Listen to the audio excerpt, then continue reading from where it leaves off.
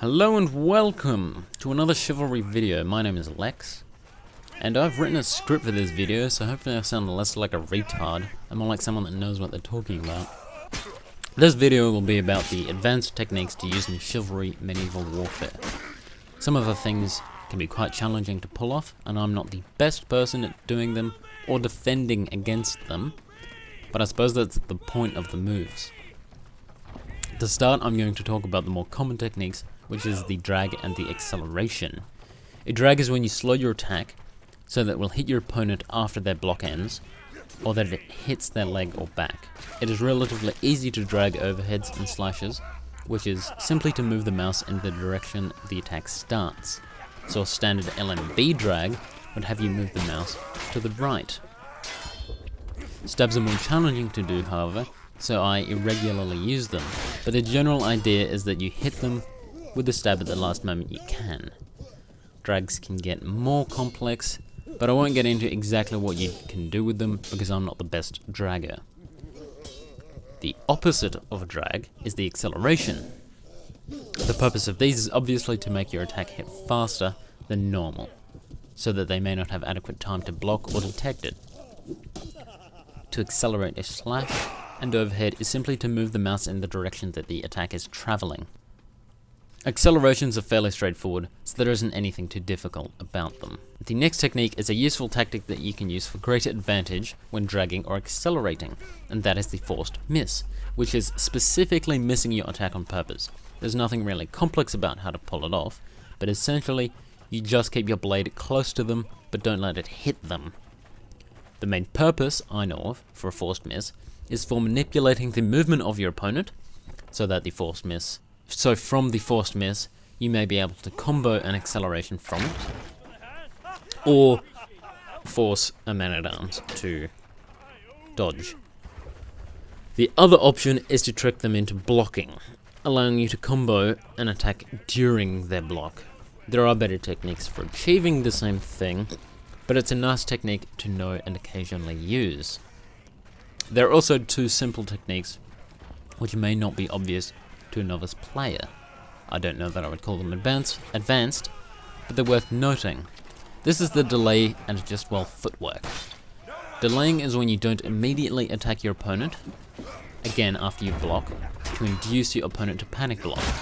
This is particularly useful in duels that have a lot of ripostes. You may only need to delay by a second, but if they panic block, it is worthwhile. So delaying is good to know. Footwork is also very useful, but I know that many people don't necessarily think about it. Essentially, instead of blocking an attack, you step out of the way of the attack. For example, you step backwards out of their weapon's range, so that if it misses you, you can step in and hit them. It's pretty simple. You can sometimes sidestep overheads, but it can be a bit challenging to do, and they need to be inaccurate. It is also very good against reverse overheads and against shorter weapons like the maul, claymore, or messer, for example. Might be a bit bad against the claymore, that's a very fast weapon. Footwork ties in nicely with ducking, and that's the next tip. I don't think it's a very good maneuver, as it is very dangerous.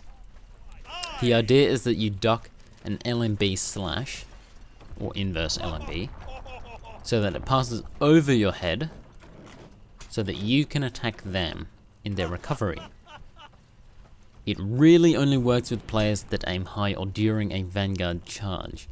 If you do duck too early, your opponent may drag the blade into you. The way that you do duck is to crouch and to look at the ground. This way, you're as small as possible. I don't like the idea of it, as you can get hit and you have to stop looking at your opponent, unless you play third person, which I obviously don't. I have two last advanced techniques, which are the reverse overheads and feints. Feinting may seem simple, but I'll get into why it can be complex last. Reverse overheads, on the other hand, are pretty simple and unpleasantly common. I'm not a huge fan of this attack because it is majorly overpowered and terribly unrealistic. I also dislike it because it forces you to look away from your opponent, like ducking does. Reverse overheads is pretty simple though. To perform it, you turn your back to your enemy, crouch, look up, and perform an overhead attack. And so, due to the way that attacking works in Chivalry, the attack will hit, or can hit. If it does miss, however, you can turn around and hopefully hit them with the end part of your overhead, or you can combo that into a slash, or whatever. The problems I have with this is that you have to turn your back to your enemy, so they can attack you during the wind-up of the reverse overhead if you're sloppy with it.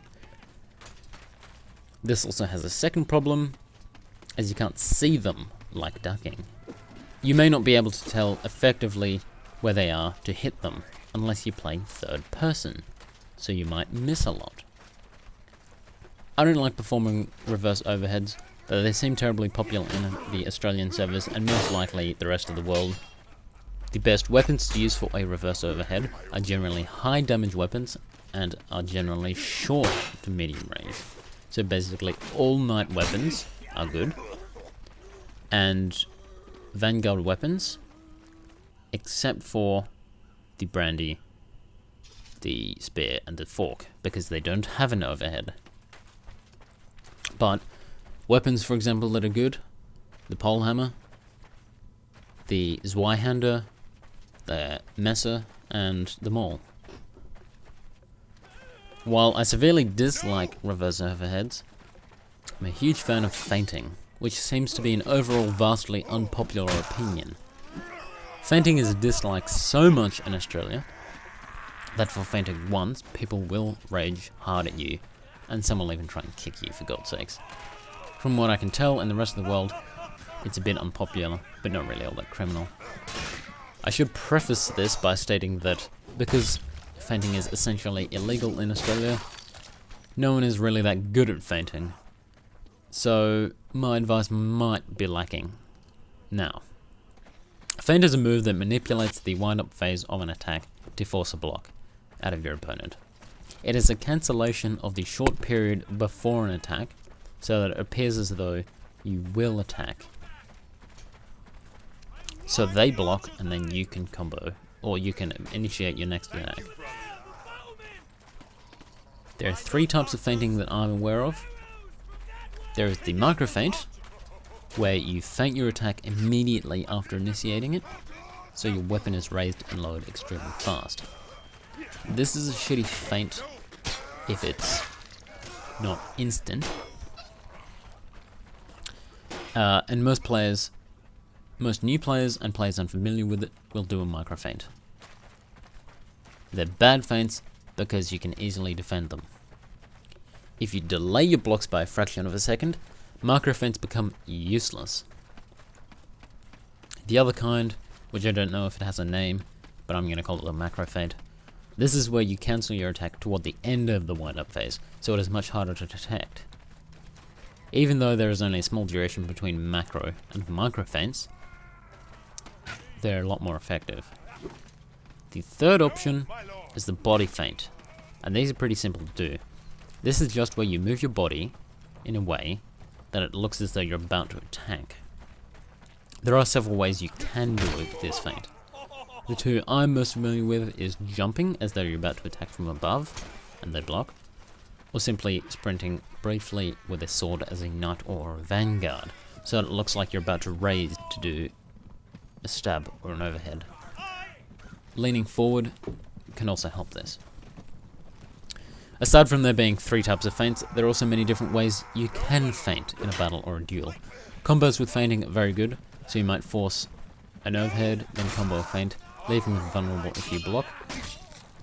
These are better than straight up single feints at the start or end of a fight, because they can catch your opponent off guard easily. Double feinting is also a good tactic, but I tend to avoid it if I can. A feint will take a small amount of stamina to pull off, so feinting a feint, a double feint, can take a little too much stamina if you're bad at managing your stamina. It is a great move though, as pretty much every player falls for it. Ultimately, you can be pretty creative with your feints, so just play around with them, look on YouTube for hits, helps, hints, whatever, and yeah, get good. finally, recognizing a feint is a bit of a challenge, and that is really the skill in feinting, is recognizing a feint. But this is kind of the purpose of a feint, is being hard to recognize. I mentioned this in my beginner's tips for Chivalry, but if you delay your blocks to the last minute you can, which will give the best chance of defending yourself from a feint, but there's no real good way of you never falling for a feint, which is pretty much why most players in Australia dislike them. Alright guys, those are all the advanced techniques that I'm familiar with in Chivalry, I think. Ripper, who is a YouTuber, has some very good videos explaining how to perform some of these techniques, so I'd recommend checking out that channel. If you liked this video, if it helped you, drop a like.